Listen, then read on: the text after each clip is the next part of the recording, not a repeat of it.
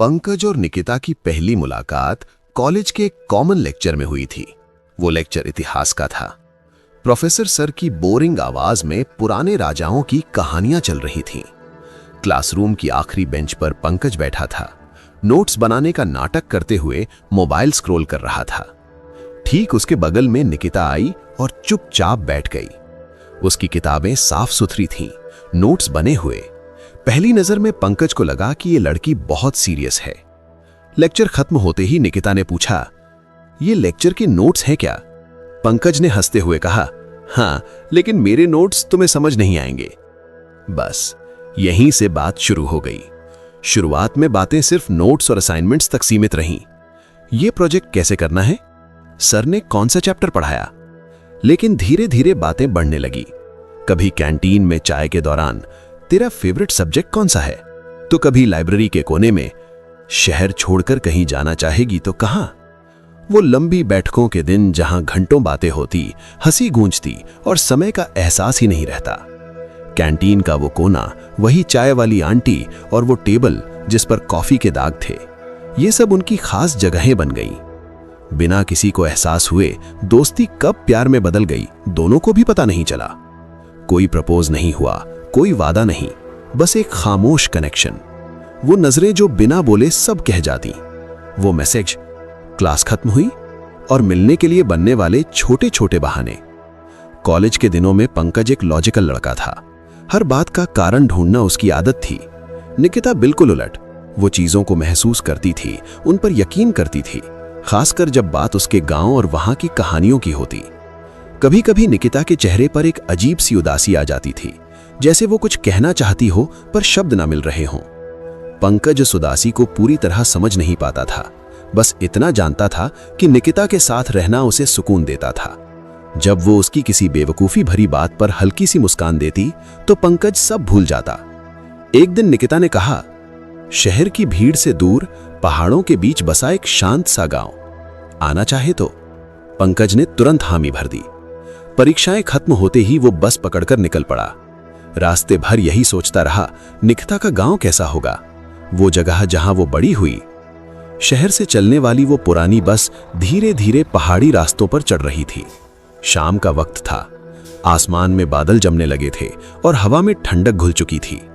खिड़की से बाहर दिखते लंबे पेड़, सुनसान मोड़ और दूर दूर तक कोई बस्ती नहीं।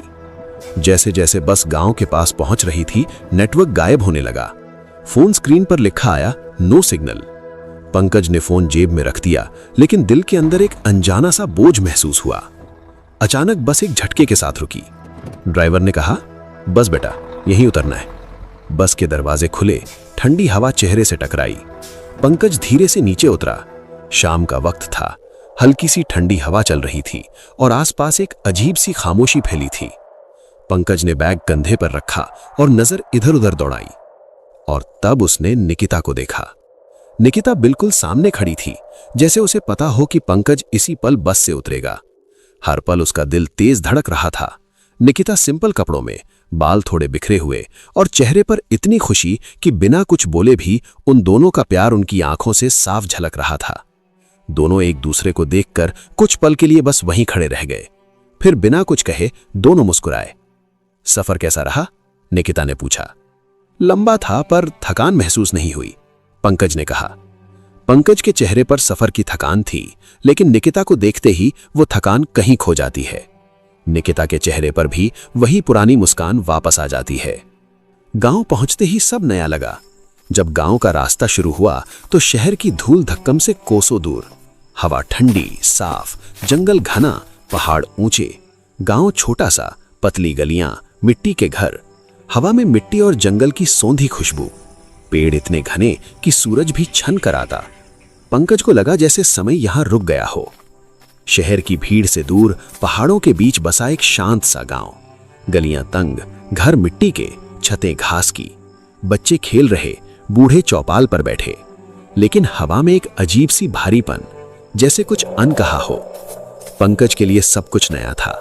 ठंडी हवा जो चेहरे को सहला रही थी, घने जंगल जहां पत्तों की सरसराहट भी रहस्यमयी लग रही थी, और शाम होते ही छा जाने वाली वो गहरी खामोशी जो शहर में कभी न सुनी।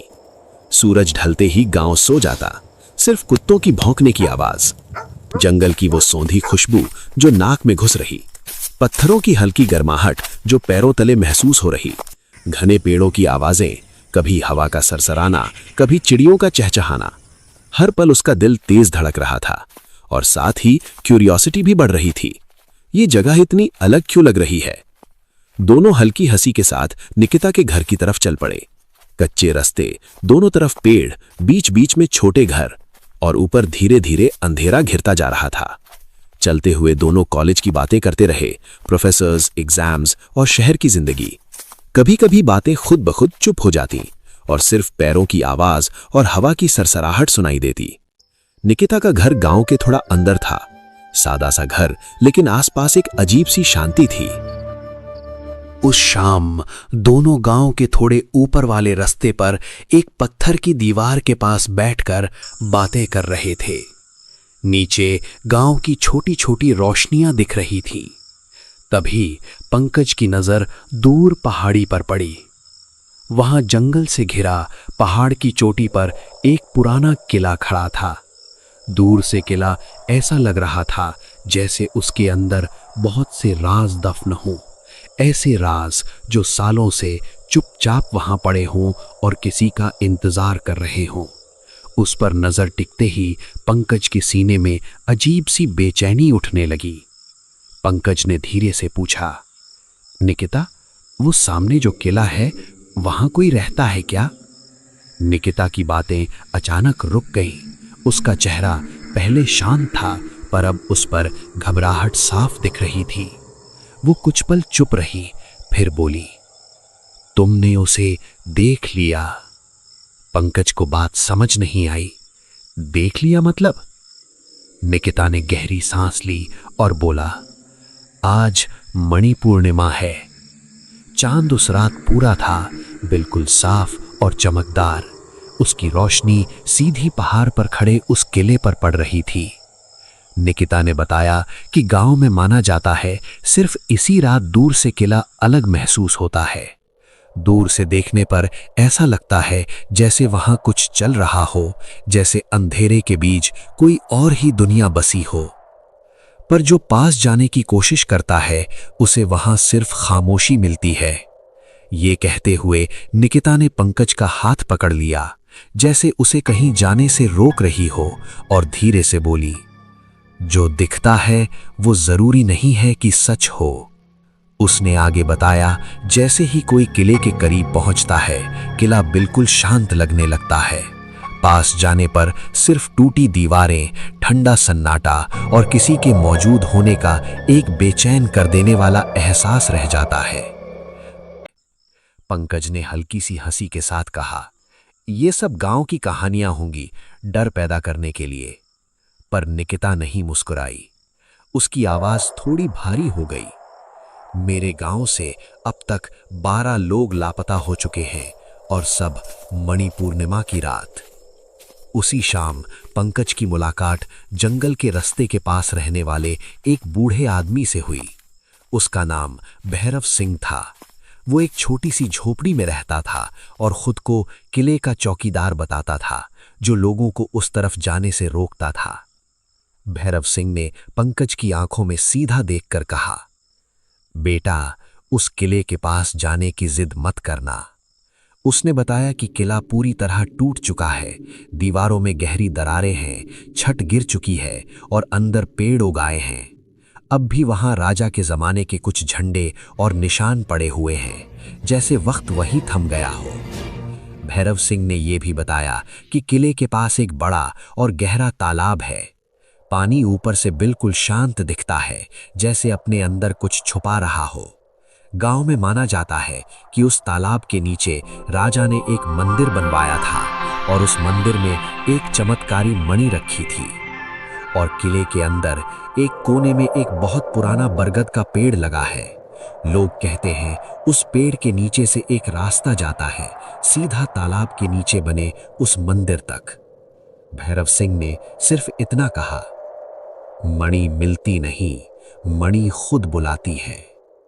रात धीरे धीरे गहरी होती चली गई। निकिता ने पंकज का हाथ पकड़कर कहा, प्रॉमिस करो तुम उस किले के पास नहीं जाओगे।